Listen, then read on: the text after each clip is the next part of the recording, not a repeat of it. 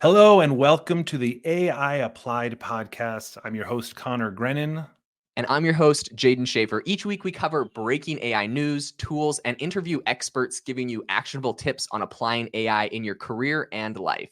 Cool. Hey, Jaden. So today, I really want to talk about something that most of us see like every day, which is Amazon, as you know. But Amazon, a lot of times we've been sort of seeing how they've been doing cloud stuff and other stuff like that. Today feels super practical to me. They have this new, it's like an AI powered advertising tool. I don't know if you've seen this. It's like they've Yeah, released this. yeah. It's just like this beta version, I think, but it's this image generator for the advertising platform, right? So it uses generative AI, obviously, to create these. They call it like lifestyle themed images that can, and they say it's going to boost click through rates by like 40%. Have you seen this That's at all yet? wild.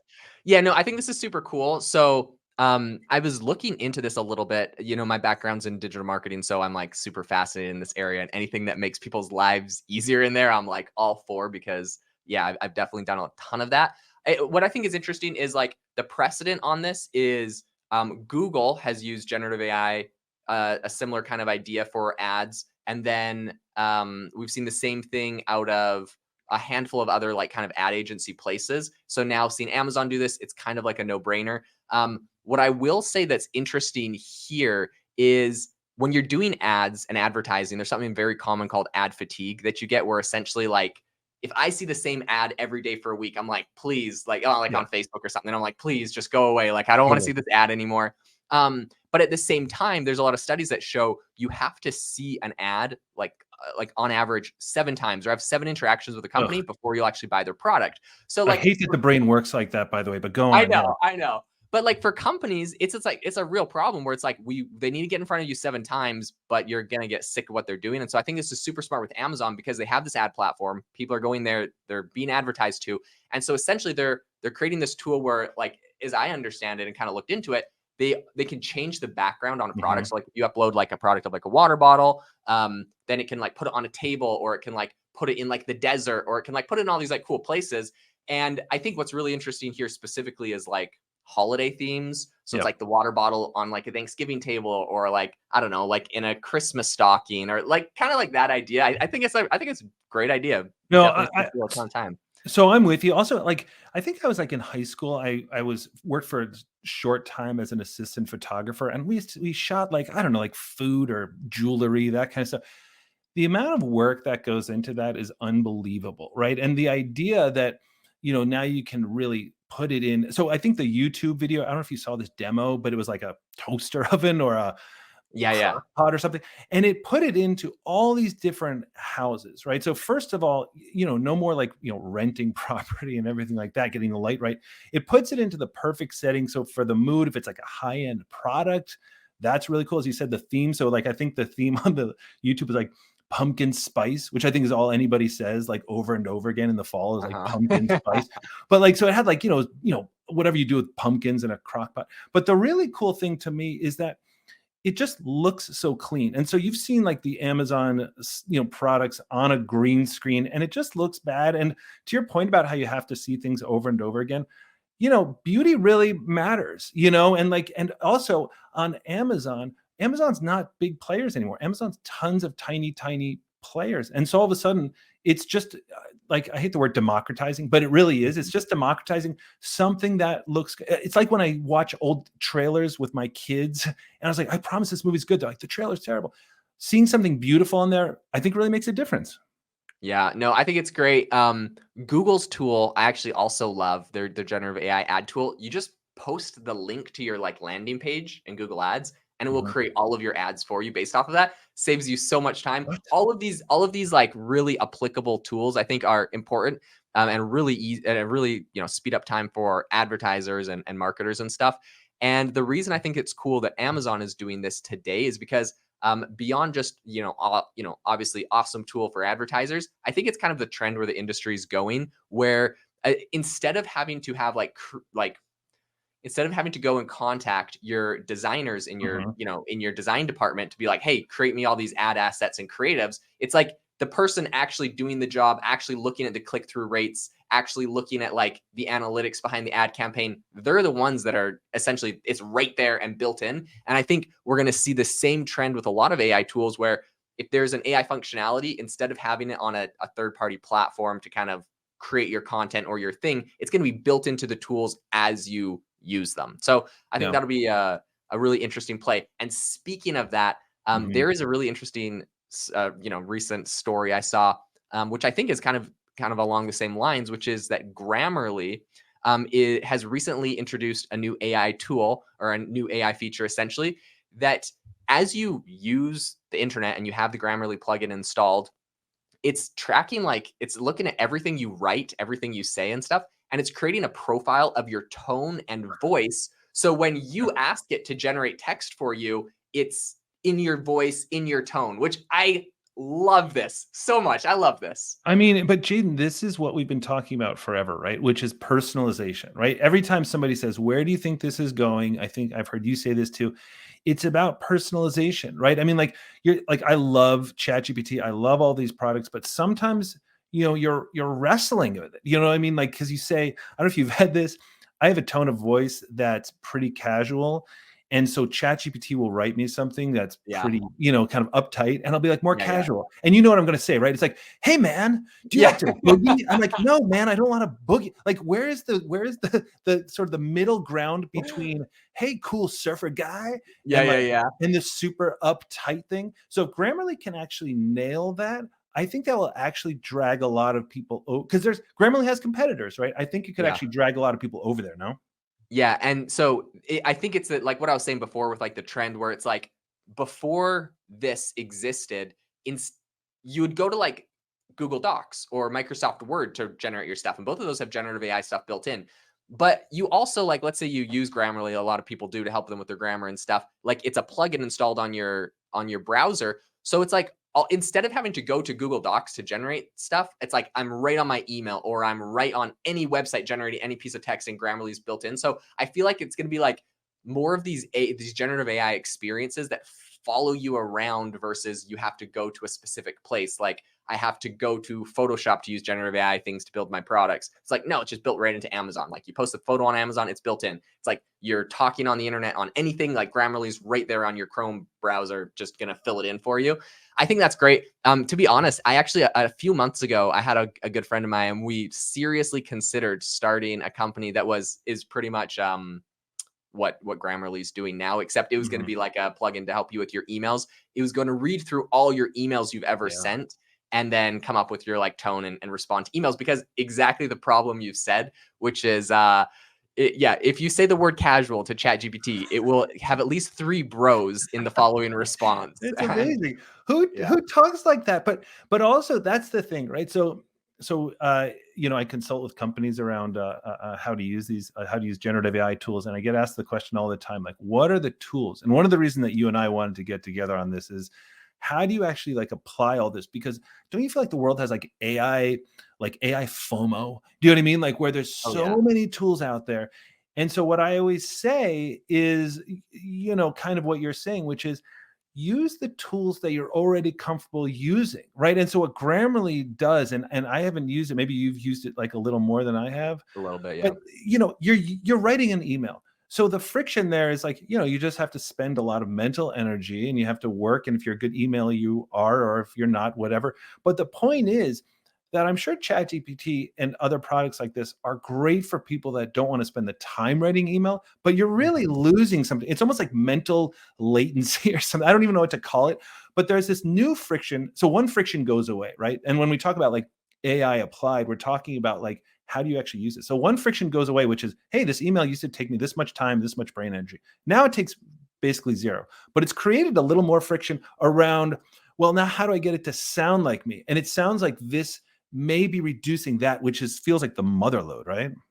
Oh yeah, big time. I think, yeah, like talking about using AI tools for what you do at work and in your career and life, like this Grammarly one's a no-brainer.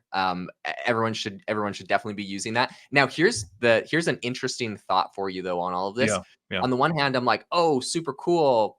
Grammarly can do this, dude. OpenAI and ChatGPT could make a killer competitor to this. Mhm. And all they would have to do is, like, in order to get your tone, because I know people are like, yeah, well, Grammarly's got this like this excellent data source where they're already following you around, looking at everything you write, so now they know your exact tone. But actually, I think ChatGPT can make a great competitor to this because they know everything you write too, because you write your prompts. They could literally Right. train your tone off of your prompts that you give it, and you just have a little, they should just honestly have a toggle at the top that's like, say this like I would say it, pretty much.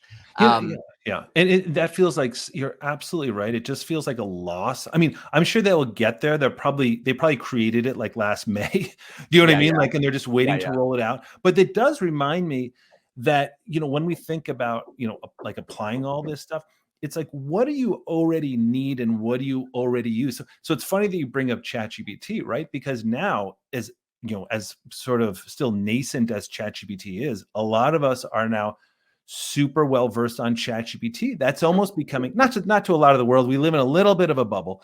You and me and probably a lot of our listeners here, but still, like, that's becoming almost like the norm. And that's why, when you want to stretch people a little bit, like, that's where, and this is the other news story I kind of wanted to sort of talk about a little bit, which is this Perplexity story. I don't know if you sort of like saw this, that they got this, massive new investment in cash. It's like, hold on, I have it. It's like a 500. Yeah, it's like a $500 million from IVP. But when you're talking about like, hey, OpenAI could do this, ChatGPT could do this, like Perplexity.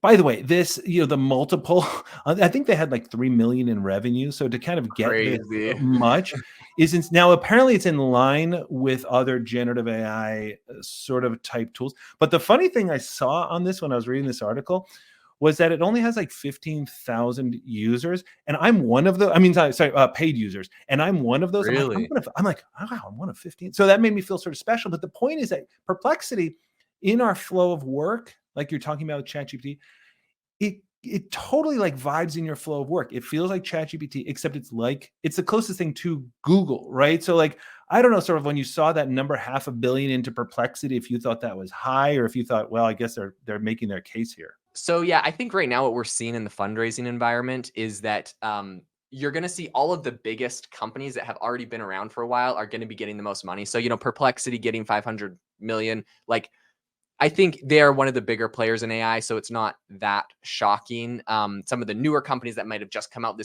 earlier this year, they're not going to quite get as much of that. And I think VCs and other people in particular are definitely strapped for cash as well. And so I think they want to make like safer bets and safer plays. I think that's the reason why you see Anthropic is just like raising round after round after round this year. They've Yeah. raised something very similar. Maybe I think it might be close to 800 million or something. But Yeah.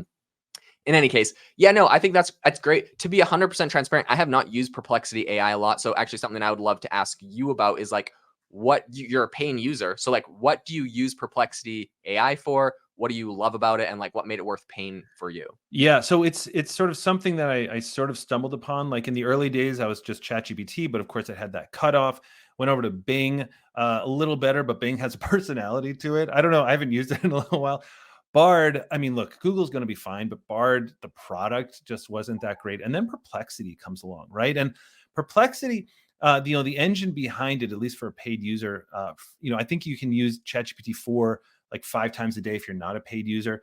So Okay. it speeds it up. It gives it a little bit of a better quality. You can also toggle back and forth. It's really interesting between GPT-4 and Claude, Anthropic's Claude, which is Okay. cool if you want to try it. But the really cool thing about Perplexity is that, I used to say to, like, when I'm consulting with people, like, listen, ChatGPT does not replace Google. You know what I mean? Like, it's more of a reasoning tool than a knowledge tool. Uh-huh. Perplexity kind of replaces Google for me. Like, if you say you'll ask it a question like, hey, how's Walmart stock doing today? Or how's Walmart doing?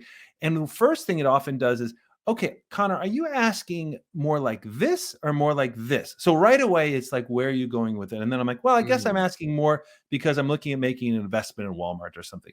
Mm-hmm. And then it just pops up just 10 articles about, in the last couple of weeks or whatever, about like Walmart and investment and economics, sort of macroeconomics around Walmart. But it's all, the links are right there. It's really easy to sort of see. The links come before your answer. So you see it right away. It'll give you YouTube videos, everything.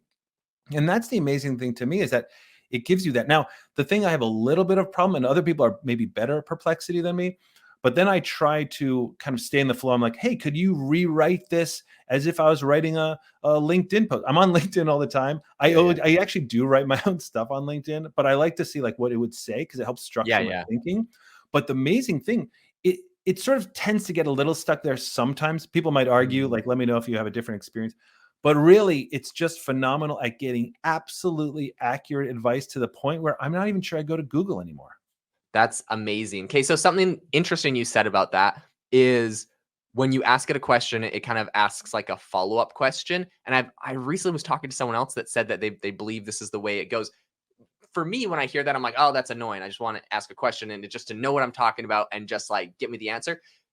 Do you feel like the quality of the output is so much better from that like kind of screening question, a follow-up question it gives you? Like is that annoying or is that like useful? Yeah, oh, so this is a great question, because they do have a skip button. And Okay. I'm like, half the time I'm like, just whatever you think.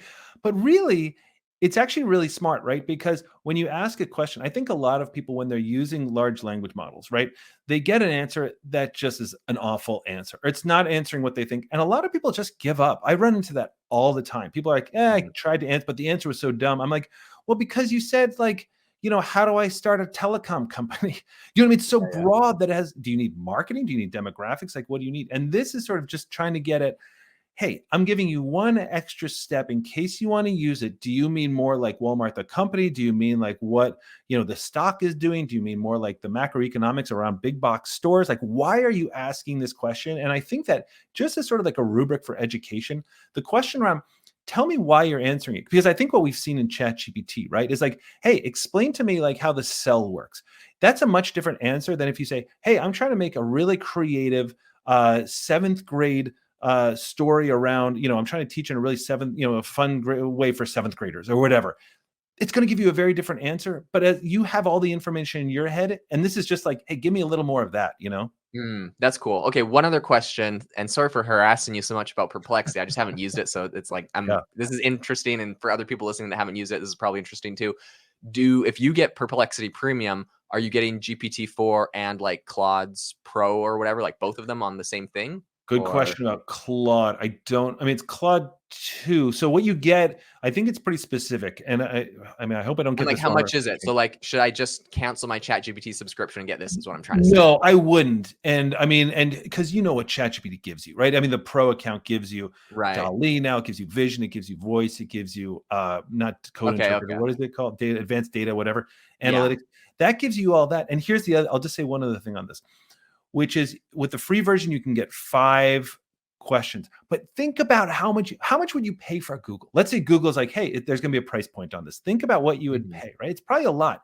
So for me personally, I know $20 a month is not nothing, but for me, if I'm using that all the time, then that is really worth $20 a month for me. It also gives you, I think, 600 queries with ChatGPT 4, and you can switch over to Claude. But then what a lot of times I'll do, and this is the really amazing part, instead of going into ChatGPT and using the Bing plugin for that and getting kind of like one answer, which is very good, I'll take the amalgamation of responses, because that's what it does. It's like, say, Mm. again, I'm asking about Walmart. It'll amalgamate like from like, I don't know, maybe 6 or 7 different articles and websites and give me 3 paragraphs on that, which is kind of, and it'll show you links. So if you see like this Cool. sentence is really what I'm going for, click on that link. I'll grab that. And then what I do is I throw it into ChatGPT and say, hey, now write me a white paper for my boss about what we should be doing, or if I was in financial services, which I'm not, Mhm. but going into that. So it's funny when we think about like applied and what people actually use. If I could only have 2 tools, it would be ChatGPT and Perplexity. Wow, that's Yeah. crazy. I can't believe I haven't tried this yet, and it's been it's the greatest secret you've ever kept. Yes, So just me and happy, 15,000 other people. yeah. So happy you're sharing it. Um, this is a really interesting news story I wanted to bring up next, and that is something that Google's doing. So essentially, they have announced they're creating a bunch of new tools to help users fact check images. This is something I think like a few months ago they announced that they were going to be working on this, but this is the first time I've actually seen this kind of rolling out, and they made a big announcement on this. I'm excited. I think this is absolutely necessary. Like with Dolly coming into ChatGPT and like Midjourney being as good as it is, like deep fakes, fake photos, it's gonna be like the plague of the internet. Actually, to be honest, like I swear when I'm on X now, I get clickbaited so much where it's like a photo of something, and it's not even like AI generated photos. It's real photos. It's like blah blah blah blah blah. This thing happened, and I'm like, oh my gosh. And then there's like the community notes underneath, and it's like, nah, this is a photo from like Yeah, 7 years that's ago. right. And I'm like, thank you, community notes. I probably would have just been fed so much like random propaganda from people's You'd have been different, like and not even prepping. like, You'd been in your basement, like grabbing like yeah. tinned beans. Yeah. Yeah, it's so funny. So, anyways, I think obviously that's Twitter's way of solving the problem. But Google is the biggest image search engine in the world, so they definitely need to tackle that problem. And so it's really cool. I don't know if have you seen this new feature at all yet? I've seen the article on it. I haven't used it, and it really does feel like it should be pretty straightforward, right? Like it feels like these tools should really be able to tell whether something's AI generated or not. Because I don't know if you saw it, sort of like links in to this whole poison pill thing. And I don't have an Mm. article open, so I'm just kind of off the top of my head where like pixels can like tell the generator or something like that pixel is actually something else, and they do this thing where it's like it's actually, it looks like a picture of banana, but like it tells like the person trying to copy it that's like a raccoon or something like that. I have that Okay, wrong, yeah, yeah, yeah. but So that you saw this thing? Yeah, no, so that's interesting. That I think is like a software that artists are using to essentially Right. like put it on top so that AI scrapers get messed up and just spit out garbage if you train on their data. So it's like their revenge or whatever. This is an interesting new thing that Google's building in. So as I understand it, if you essentially go to Google and you make a search on Google Images, it's going to have like a couple dots that you can click on top of an image, and it has like an about this image Oh, section. So that's when you click wild. on that, it's Okay. gonna pop up a thing below and say, this image is at least 10 years old. Here's like 7 instances of this image being used in the past, and like links to like the articles and the places. I think that's really cool because with AI generated stuff, obviously it's super new.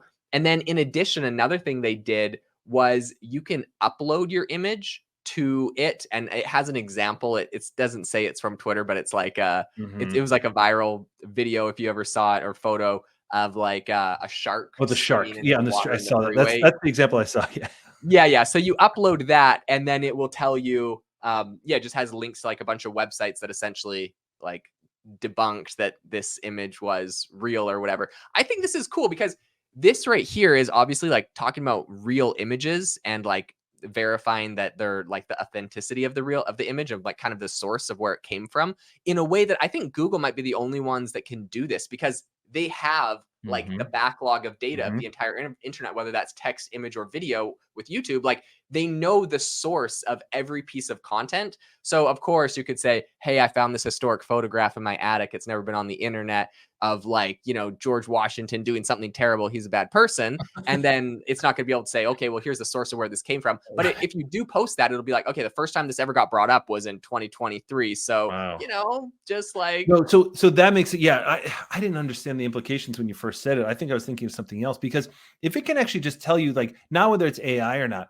but really like where this comes from. the source. I Yeah. mean, listen, still our grandparents are still going to get fooled by the internet over and over again, but like at least people in the know will start seeing the source. That's huge. I hadn't seen that. That's really cool. Yeah, super fascinating, super interesting. I think this is an important technology that we will all be using.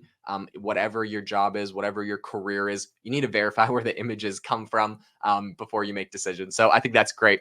Connor, this has been a fantastic episode of AI Applied. To the listeners, thank you so much for tuning in. Make sure to follow us both on LinkedIn and send us messages if you have questions on topics you would love us to cover in this space. Connor's an absolute LinkedIn legend. I'm sure you all know the man's getting close to 50,000 followers. So absolutely legendary in the AI space. But thanks so much for tuning in. Make sure to rate us wherever you get your podcasts, and have a great rest of your day.